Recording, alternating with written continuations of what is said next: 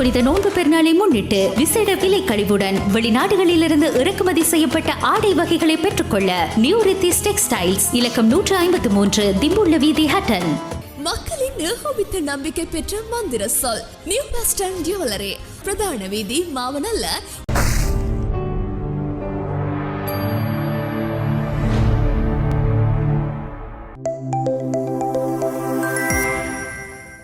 அனைவருக்கும் அஸ்ஸலாமு அலைக்கும் வரஹ்மத்துல்லாஹி வபரகாத்துஹு.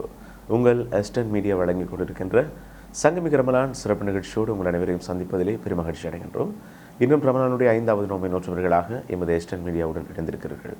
ஆகவே அல் குர்ஆன் என்பது இந்த மாதத்தில் இறங்கப்பட்ட ஒன்றாக இருக்கிறது. அதிகமாக அல் குர்ஆனை ஓதிக்கொள்ளுங்கள்.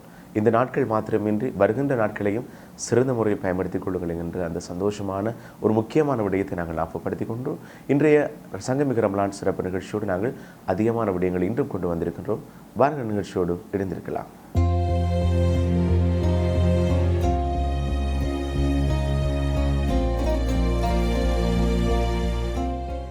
அஸ்ஸலாமு அலைக்கும் வரஹ்மத்துல்லாஹி தஆலா வபரகாத்துஹு. அல்ஹம்துலில்லாஹி ரப்பில் ஆலமீன் வஸ்ஸலாத்து வஸ்ஸலாமு அலா சய்யிதினா முஹம்மதின் வ அலா ஆலிஹி வ ஸஹ்பிஹி அஜ்மஈன். அம்மா பஅத்.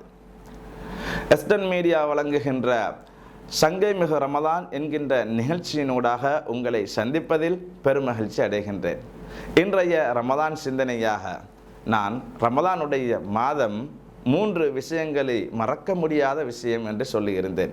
அதில் முதலாவதாக மக்கா வெற்றி. அந்த மக்கா வெற்றியின் பொழுது மிக முக்கியமான ஒன்றுதான் மன்னிப்பு என்கின்ற தகவலை பார்த்தோம். இரண்டாவதாக குர்ஆன் இறங்கிய மாதம் ரமலானுடைய மாதம். நிச்சயமாக குர்ஆன் இறங்கியதை யாரும் மறுக்கவோ அதை மறைக்கவோ அல்லது அதை மறந்து போகவோ முடியாத ஒன்று என்பதனால் குர்ஆனை பற்றி உண்டான சிறப்பான அம்சங்களை பார்த்தோம்.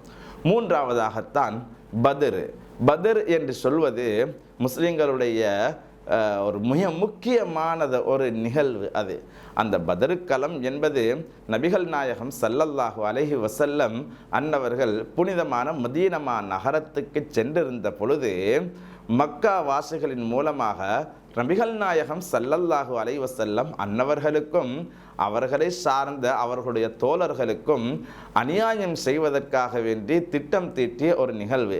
அந்த நிகழ்விலே நபிகள் நாயகம் ஸல்லல்லாஹு அலைஹி வஸல்லம் அன்னவர்கள் எப்படி நடந்து கொண்டார்கள் என்பதுதான் எமக்கு முக்கியமான செய்தி. பத்ருக்களத்தில் நபிகள் நாயகம் ஸல்லல்லாஹு அலைஹி வஸல்லம் அன்னவர்களுடைய அணியிலே இருந்தவர்கள் வெறும் 313 அல்லது 314, சில பேர்கள் 315 இப்படி சொல்வார்கள். சொற்பமான நபர்கள் தான் இருந்தார்கள். ஆனால் எதிரணியிலே இருந்தவர்கள் 1000 பேர்களுக்கும் மேலாக இருந்தார்கள். அப்படி இருந்தும் நபிகள் நாயகம் ஸல்லல்லாஹு அலைஹி வஸல்லம் அன்னவர்கள் இறைவனிடத்திலே கையேந்தி நின்றார்கள். ரப்பே, உன்னை வணங்கக்கூடிய இந்த மனிதர்கள் சொற்பமானவர்கள் தான் இருக்கிறார்கள். என்றாலும் கூட இவர்கள் எல்லோரும் மரணித்து விட்டால் நிச்சயமாக உன்னை வணங்குவதற்கு இந்த பூமியிலே யாருமே இருக்க மாட்டார்களே என்கின்ற அடிப்படையில் நபிகள் நாயகம் ஸல்லல்லாஹு அலைஹி வஸல்லம் அன்னவர்கள் இறைவனிடத்திலே பிரார்த்தனை செய்தார்கள். அந்த நேரத்திலே தான் இறைவன் அமரர்களை இந்த பூமிக்கு இறக்கி, மலக்குமார்கள் என்று சொல்லுவோம், அந்த மலக்குமார்களை இறக்கி அந்த இஸ்லாமியர்களுக்கு உதவி செய்த வரலாறை நாங்கள் பார்க்க முடிகிறது. இந்த வரலாற்றினுடைய பின்னணியிலே என்ன இருக்கிறது என்று சொன்னால், பத்ருக்களம், இந்த பத்ருக்களத்திலே முஸ்லிம்களுடைய எல்லா விதமான விஷயங்களிலும் அவர்கள் பலகீனமாக இருந்தாலும் நம்பிக்கை என்கின்ற அந்த உறுதி, ஈமான் என்கின்ற அந்த அடிப்படை சக்தி இது மாத்திரம் உறுதியாக இருந்தது முஸ்லிம்களுடைய உள்ளத்தில். ஏனென்றால் அவர்கள் நபிகள் நாயகம் ஸல்லல்லாஹு அலைஹி வஸல்லம் அன்னவர்களின் மீது வைத்திருந்த அன்பு, பாசம், நேசம் என்றெல்லாம் சொல்லலாம். ஏனென்றால் ஸல்லல்லாஹு அலைஹி வஸல்லம் அன்னவர்களின் மீது கொண்ட காதல், அன்பு அந்த சஹாபாக்களுக்கு எந்த அளவு இருந்தது என்றால், தன்னுடைய பெற்றோர்களை விட, உற்றார்களை விட, பிள்ளைகளை விட, மனைவிகளை விட, எல்லோரை விடவும் ரசூலுல்லாஹி ஸல்லல்லாஹு ஸல்லல்லாஹு அலைஹி வஸல்லம் அன்னவர்களை அதிகம் நேசம் வைத்தார்கள். நபிகள் நாயகம் ஸல்லல்லாஹு அலைஹி வஸல்லம் அன்னவர்கள் எதை செய்தாலும் அதை செய்யக்கூடிய அமைப்பிலே அந்த தோழர்கள் அமைந்து விட்டார்கள். நபிகள் நாயகம் ஸல்லல்லாஹு அலைஹி வஸல்லம் அன்னவர்கள் ஒன்றை கட்டளையிட்டு விட்டால் அதை அவசரமாக நிறைவேற்றக்கூடிய அமைப்பை அந்த தோழர்கள் உருவாக்கி கொண்டார்கள். அது மாத்திரமல்லாமல் நபிகள் நாயகம் ஸல்லல்லாஹு அலைஹி வஸல்லம் அன்னவர்களின் மீது கொண்ட அன்பினுடைய உச்சகட்டம் எப்படி இருந்தது என்று சொன்னால், பெருமானார் ஸல்லல்லாஹு அலைஹி வஸல்லம் அன்னவர்கள் இருக்கின்ற இடத்திலே அந்த தோழர்கள் இருந்து விட்டால் அவர்கள் தங்களுடைய வெளி வாழ்க்கையையே மறந்து விடுவார்கள். மொத்தமாக இதிலே அழிந்து விடுவார்கள். ரசூலுல்லாஹி ஸல்லல்லாஹு அலைஹி வஸல்லம் திருமுகத்தை பார்த்து கொண்டே இருக்க வேண்டும் என்கின்ற ஆசையிலே உட்கார்ந்து விடுவார்கள். ஸல்லல்லாஹு அலைஹி வஸல்லம் அன்னவர்கள் தட்டி எழுப்பி அனுப்புவார்கள். வீட்டுக்கு செல்லுங்கள், பிள்ளைகளை பாருங்கள், மனைவியை பாருங்கள், வியாபாரம் செய்யுங்கள் என்று ரசூலுல்லாஹி ஸல்லல்லாஹு அலைஹி வஸல்லம் அவர்கள் தட்டி எழுப்பி அனுப்புகின்ற அளவுக்கு அந்த சஹாபாக்கள் மெய் மறந்து போய் அவர்களுடைய இடங்களிலே அமர்ந்து கொள்வார்கள். இப்படிப்பட்ட நாயகம் ஸல்லல்லாஹு அலைஹி வஸல்லம் அன்னவர்களுடைய சஹாபாக்களுக்கும் இருந்த அந்த அன்பை பற்றி சகோதர மதத்தில் இருந்த ஒருவர், அந்த காலத்திலே வாழ்ந்த ஒருவர், ஒரு மன்னனுடைய தூதுவராக வருகிறார். அந்த தூதுவரிடத்திலே அந்த மன்னர் விசாரிக்கிறார், நீ போய் நபிகள் நாயகம் ஸல்லல்லாஹு அலைஹி வஸல்லம் அவர்களுடைய நிலை எவ்வாறு இருக்கிறது என்று பார்த்து விட்டு வா என்று. அப்பொழுது அந்த தூதுவர் போய் அந்த மன்னனிடத்திலே சொன்ன செய்தி என்ன தெரியுமா? அவர்களுடைய தோழர்களுக்கும் நபிகள் நாயகம் ஸல்லல்லாஹு அலைஹி வஸல்லம் அவர்களுக்கும் இடையில இருக்கக்கூடிய அன்பும் பாசமும் எப்படி இருக்கிறது தெரியுமா? நபி ஸல்லல்லாஹு அலைஹி வஸல்லம் அன்னவர்கள் உமிழ்ந்தார், அந்த உமிழ்நீர் கீழே விழுவது கிடையாது. அவர்களுடைய சஹாபாக்கள் தோழர்கள் அதை கையிலே ஏந்தி கொள்கிறார்கள். அவர்கள் வுது செய்தால், தண்ணீரால் கையை கழுவினால் அந்த தண்ணீரை கூட கீழே விழவிட மாட்டார்கள். அதை எடுத்து தன்னுடைய மேனியிலே பூசிக்கொள்கிறார்கள். நபி ஸல்லல்லாஹு அலைஹி வஸல்லம் அவர்கள் பேச ஆரம்பித்தார்கள் என்று சொன்னால் அந்த பேச்சை கேட்பார்கள். எப்படி என்றால் தலை குனிந்தவர்களாக, ஏறெடுத்து பெருமானாருடைய முகத்தை பார்ப்பதற்கும் பயந்தவர்களாக ஸல்லல்லாஹு அலைஹி வஸல்லம் அவர்களுடைய முன்னிலையிலே ஒழுக்கமாக நடந்து கொள்வார்கள். அந்த அளவு அன்போடு அந்த சஹாபாக்கள் தோழர்கள் இருக்கிறார்கள். இப்படி ஒரு நிலையை, இப்படி ஒரு மன்னரை நான் என்னுடைய வாழ்க்கையில் பார்த்தது கிடையாது என்று அந்த நஜாஷி மன்னர் அனுப்பிய தூதுவர் அந்த மன்னனிடத்திலே பெருமானார் ஸல்லல்லாஹு அலைஹி வஸல்லம் மன்னவர்களுக்கும் சஹாபாக்களுக்கும் இடையிலே இருந்த அந்த அன்பையும் பாசத்தையும் சொல்லிக் கொடுத்தார்கள். எனவேதான் இந்த நிலையில தான் மக்காவினுடைய எதிரிகளின் மூலமாக நபி ஸல்லல்லாஹு அலைஹி வஸல்லம் மன்னவர்களுக்கு தீங்கு விளைவிக்கின்ற தருணம் அந்த பத்ருடைய களம். அன்று பூண்டோடு அழித்துவிட வேண்டும் என்று நினைத்தார்கள் மக்காவாசிகள். ஆனால் நபிகள் நாயகம் ஸல்லல்லாஹு அலைஹி வஸல்லம் அன்னவர்களின் மீது கொண்ட அந்த அன்பும் பாசமும் தான் அவர்களுடைய தோழர்கள் சொற்பமானவர்களாக இருந்தாலும் கூட உறுதியாக நின்றார்கள். நபிகள் நாயகம் ஸல்லல்லாஹு அலைஹி வஸல்லம் அன்னவர்களையும் இந்த மார்க்கத்தை பாதுகாப்பதிலும் மும்முரமாக இருந்தார்கள். எனவே பத்ருக்களம் என்பது வேறு எந்த மாதத்திலும் இடம்பெற்றது அல்ல. இதே ரமலானுடைய மாதத்தில் பிறை 17 தான் புனிதமான பத்ர் யுத்தம் என்கின்ற அந்த பத்ருக்களம் இடம்பெற்றது. அல்லாஹ் முஃமின்களுக்கு, இஸ்லாமியர்களுக்கு அந்த யுத்தத்திலே மிகப்பெரிய வெற்றியை கொடுத்தது அந்த தோழர்கள் சஹாபாக்கள் நபி ஸல்லல்லாஹு அலைஹி வஸல்லம் அன்னவர்களின் மீது வைத்திருந்த அன்பும், அவர்களின் மீது வைத்திருந்த அந்த நம்பிக்கையும், இறைவனின் மீது வைத்திருந்த அந்த தவக்குல் என்று சொல்லக்கூடிய உறுதிப்பாடும் தான் என்பதனை நாம் உணர கடமைப்பட்டிருக்கிறோம். எனவே இந்த பத்ருக்களம் நமக்கு சொல்லித் தருகின்ற அழகிய பாடங்களை படிப்போம். எல்லாம் வல்ல அல்லாஹ் நம் அனைவருக்கும் அருள் பாலிப்பானாக.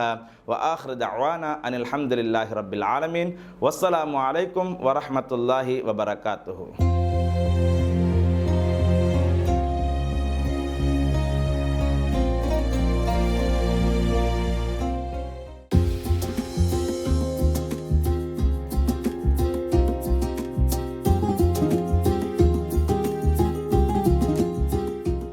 அஸ்ஸலாமு அலைக்கும். அஸ்டன் மீடியா வழங்கும் சங்கைமிகு ரமலான் நிகழ்ச்சியின் கவிமலை பகுதியினூடாக உங்களை சந்திக்கும் நான் மசாஹிரா கனி. புனித மாதம். சந்திரப்பிறை பார்க்க தென்றலது தவழ்ந்து வந்து ஒளிக்கீட்டாய் தலைப்பிறையாம் முதல் நோன்பை ஒப்பிக்க முழுமை இம்மாதம். சந்திரை பிறை பார்க்க தென்றலது தவழ்ந்து வந்து ஒளிக்கீட்டாய் தலைப்பிறையாம் முதல் நோன்பை ஒப்பிக்க முழுமை மாதம் இது. பசியில்லா இறையொருவன் பசியறைந்த மனிதனுக்கும் புசிக்க வழியின்றி பரிதவிக்கும் ஏழைக்கும் புரிதலை உணர்த்தி நிற்கும் பொறுமை மாதம் இது. புரிதலை உணர்த்தி நிற்கும் பொறுமை மாதம் இது.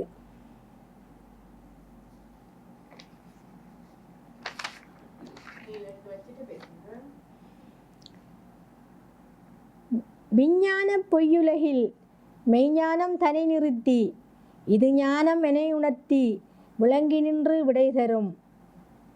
விஞ்ஞான பொய்யுலகில் மெய்ஞானம் தனை நிறுத்தி இது ஞானம் என உணர்த்தி விளங்கி நின்று விடை தரும் குர்ஆனின் மாதம் இது. விளங்கி நின்று விடை தரும் குர்ஆனின் மாதம் இது. நல்வாழ்வுக்கு வழி சொன்ன எம்பெருமான் புகழுரைக்கும் பொன்னான நெறிமுறையின் புகழ் போற்றும் மாதம் இது. பொன்னான நெறிமுறையின் புகழ் போற்றும் மாதம் இது. தன்வறுமை தனை சொல்ல தரணியிலே கூசி நிற்கும் ஏழை குமருக்கு என்ன வழி ஏங்கி நிற்கும் பெற்றோர்க்கு. ஏழை குமருக்கு என்ன வழி ஏங்கி நிற்கும் பெற்றோர்க்கு ஏந்திய கரங்களுக்கு விடை தரும் மாதம் இது. விரட்டி வரும் வன்கொடுமை வரையற்ற போதைகுடி. விரட்டி வரும் வன்கொடுமை வரையற்ற போதைகுடி வேரோடு களைந்திடவே விலங்கிடும் சைத்தானும். வேரோடு களைந்திடவே விரைந்திடும் சைத்தானும். இளைஞர் மனம் மாறிடவே பயிற்சி மாதம் இது. இளைஞர் மனம் மாறிடவே பயிற்சி மாதம் இது. உலகிற்கு வழி சொன்ன உத்தமராம் எம்பெருமான். உலகிற்கு வழி சொன்ன உத்தமராம் எம்பெருமான். உளமாற மனிதன் வாழ உணர்த்தி நிற்கும் புகழ் மாதம். உளமாற மனிதன் மாற உணர்த்தி நிற்கும் புகழ் மாதம். தவப்பயன் இது என தவாபும் தர்மமும். தவப்பயன் இது என தவாபும் தர்மமும். கல்புக்கு ஈடேற்றம் கண்குளிர்ச்சி மறையோதி. கண்புக்கு ஈடேற்றம் கண்குளிர்ச்சி மறையோதி தக்க பலன் பெற்றே புகழ் சேர்க்கும் புண்ணிய மாதம் இது. தக்க பலன் பெறவே புகழ் சேர்க்கும் புண்ணிய மாதம் இது. வஸ்ஸலாம். இது நான் பாவலர் மசாஹிரா கனி.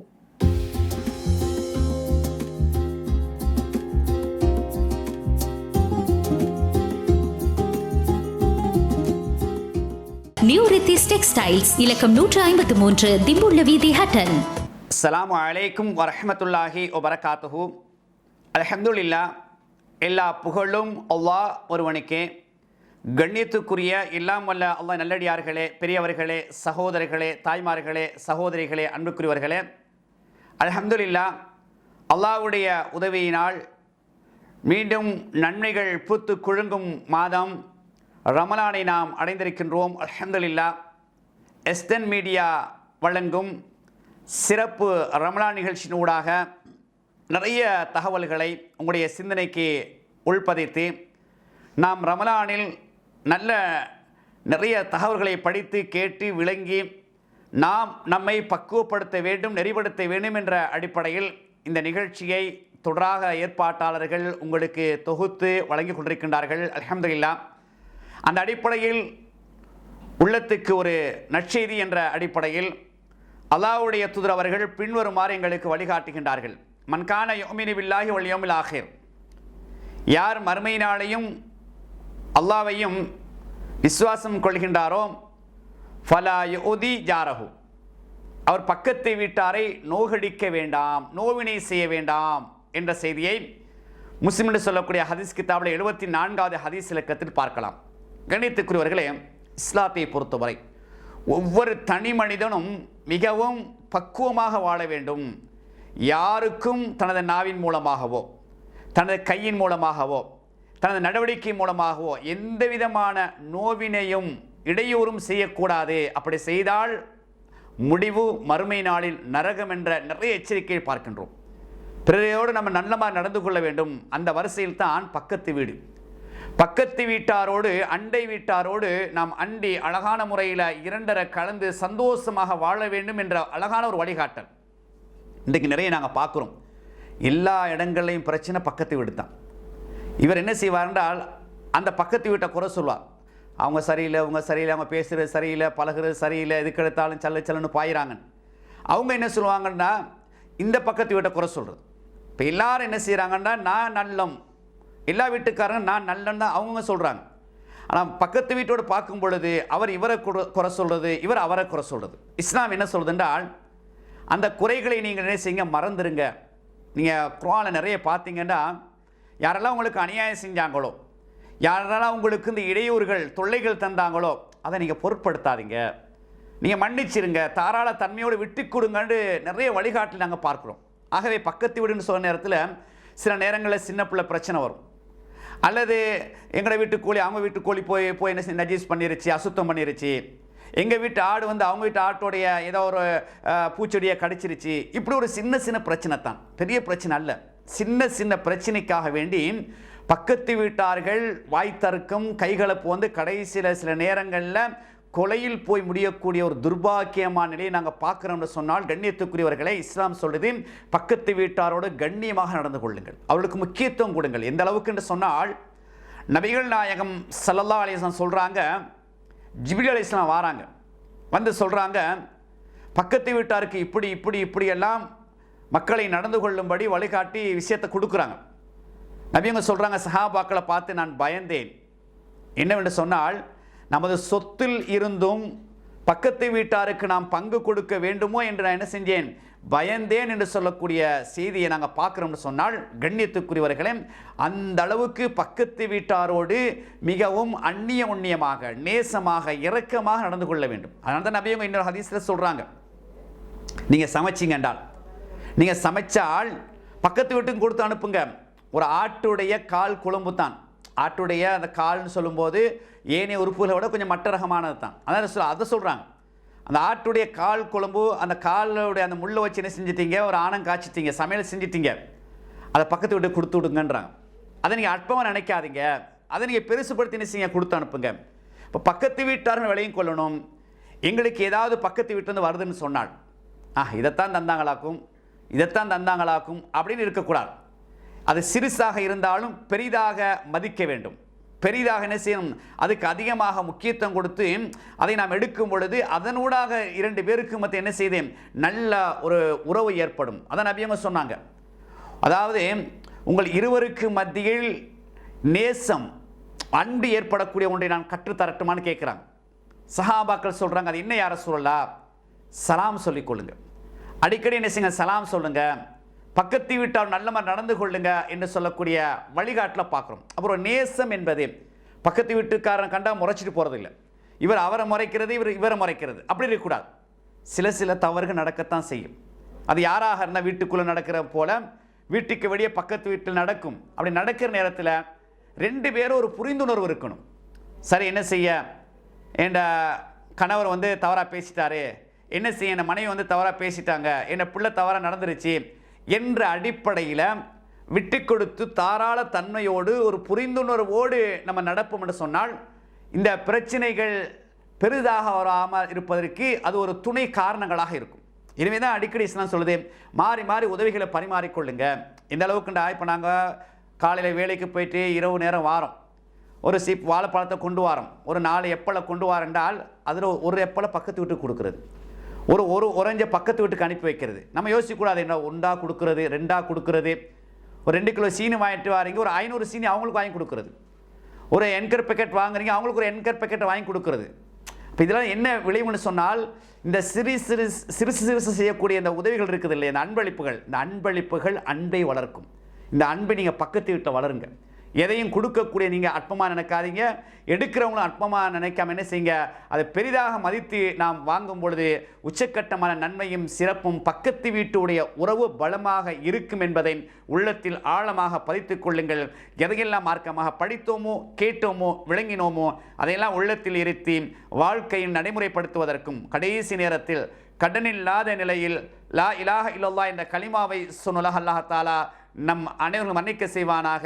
வாஹிரு தஅவானா அல்ஹம்துலில்லாஹி ரப்பில் ஆலமீன். அஸ்ஸலாமு அலைக்கும் வரஹ்மத்துல்லாஹி வபரகாத்துஹு.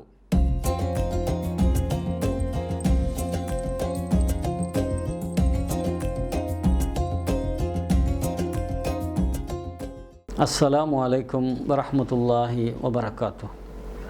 அல்ஹம்துலில்லாஹி ரப்பில் ஆலமீன். வஸ்ஸலாத்து வஸ்ஸலாமு அலா சய்யிதினா முஹம்மத் வ அலா ஆலிஹி வஸஹ்பிஹி அஜ்மஈன். அன்புக்குரிய இஸ்லாமிய சகோதர சகோதரிகளே, புனிதமிகு ரமலானில் 5வது தினம் அஸ்டன் மீடியா நடத்தும் சிறப்பு நிகழ்ச்சியில் கலந்து ரமலான் சிந்தனை வழங்குவதில் பெருமகிழ்ச்சி அடைகிறேன். உண்மையில் இந்த ரமலானுடைய மாதம் என்பது சிறப்பானது, புனிதமானது, மகத்துவமானது, ஒரு அடிப்படையான நோக்குடையது. உலகத்துடைய வாழ்க்கை எம்மை மறட்டிவிடக்கூடாது. மறுமையுடைய வாழ்க்கைதான் நேர்த்தியானது, நிரந்தரமானது, நீடூழியானது, அழிவில்லாதது. வமல் ஹயாத்து துன்யா இல்லா மதா உல் குரூர். உலக வாழ்க்கை இருக்கிறதே அது மக்களை ஏமாற்றக்கூடியதை அன்றி வேறில்லை என்று வல்லவன் அல்லாஹ் அல் குர்ஆனிலே குறிப்பிடுகிறான். எனவே இந்த புனிதமான ரமலானுடைய மாதத்துடைய இந்த சந்தர்ப்பங்களை அந்த ஏமாற்றிவிடக்கூடிய உலகத்துடைய ஏமாற்றங்களிலிருந்து எம்மை தற்காத்து நிரந்தரமான மறுமைக்கான தயாரிப்பில் ஈடுபடக்கூடியவர்களாக அல்லது தயாரிப்பில் முயற்சி செய்யக்கூடியவர்களாக நாங்கள் அமைய வேண்டும் என்று அல்லாஹு தஆலா எதிர்பார்க்கிறான். உண்மையில் இந்த நன்னாளிலே எமது வாழ்க்கையில் அல்லாஹ்வை நெருங்கக்கூடிய அல்லது உண்மையான மறுமையுடைய வாழ்க்கைக்கு தயாராகக்கூடிய சந்தர்ப்பங்களாக நாங்கள் அமைத்து கொள்ள வேண்டும். நல்ல காரியங்களில் நாங்கள் முந்திக் கொள்ள வேண்டும். நற்காரியங்களில் நீங்கள் போட்டி போட்டுக்கொள்ளுங்கள் என்று அல்லாஹு தஆலா சொல்லுகிறான். வசாரி ஊ இலல்லாஹ், அல்லாஹுவின் பக்கம் நீங்கள் விரைந்து செல்லுங்கள். ஃபஃபிர்ரு இலல்லாஹ், அல்லாஹுவின் பக்கம் விரைந்து செல்லுங்கள். வசாரி ஊ வல்யதனாஃபஸில் முத்தனாஃபிஸூன், போட்டி போடக்கூடியவர்கள் போட்டி போட்டு கொள்ளட்டும் என்று அல்லாஹு தஆலா சொல்லுகிறான். எனவே மறுமையுடைய வாழ்க்கைக்கு இந்த இம்மையுடைய வாழ்க்கையில் நாங்கள் செய்யக்கூடிய நற்காரியங்களே எங்களுக்கு துணை புரிகின்றன.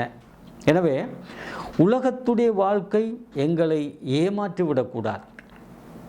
அதனுடைய ஏமாற்றத்தில் வீழ்ந்தவர்கள் மறுமையில் நஷ்டமடைவார்கள்.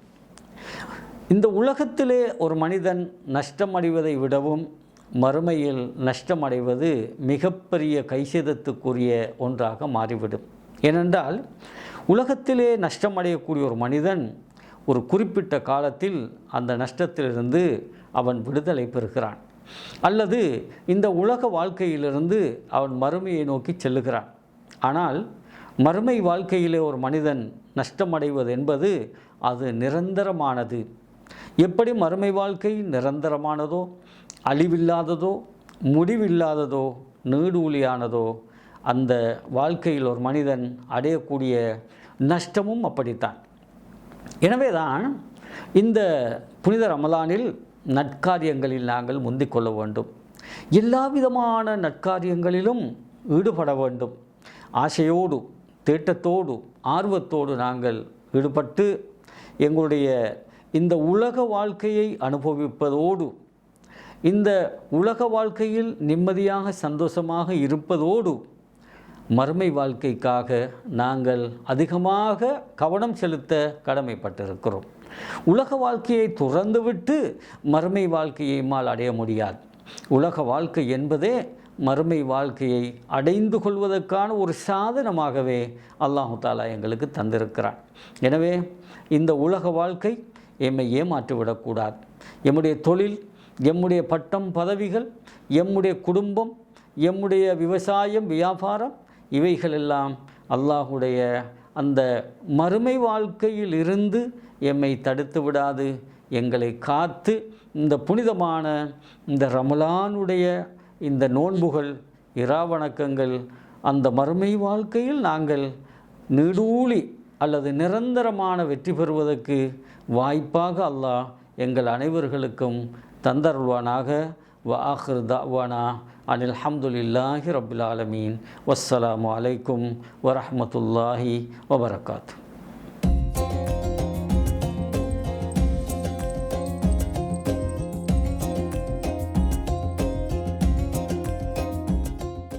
இவ்வளவு நேரம் எங்களுடைய எஸ்டன் மீடியா வழங்கியிருந்த சங்கமிகு ரமலான் சிறப்பு நிகழ்ச்சியோடு இணைந்திருந்தோம். நிறைய விடயங்களை இன்றைய நிகழ்ச்சியோடு நீங்கள் கற்றிருப்பீர்கள். கற்றதை மாத்திரம் உங்களோட வாழ்க்கையில் பாடமாக, ஒரு படிப்பினையாக மாற்றிக்கொள்ளுங்கள். தொடர்ந்தும் இது போன்ற விடயங்களை நாங்கள் வருகின்ற நாட்களிலும் வழங்க காத்திருக்கின்றோம். ஆகவே நாளை மற்றும் ஒரு சிறப்பு நிகழ்ச்சியோடு உங்கள் அனைவரையும் சந்திக்கும் வரை விடைபெற்றுக் கொள்ளும் நான் இன்று உங்கள் அன்பின் AM இன்ஷாப். அஸ்ஸலாமு அலைக்கும் வரஹ்மத்துல்லாஹி வபரகாத்துஹு.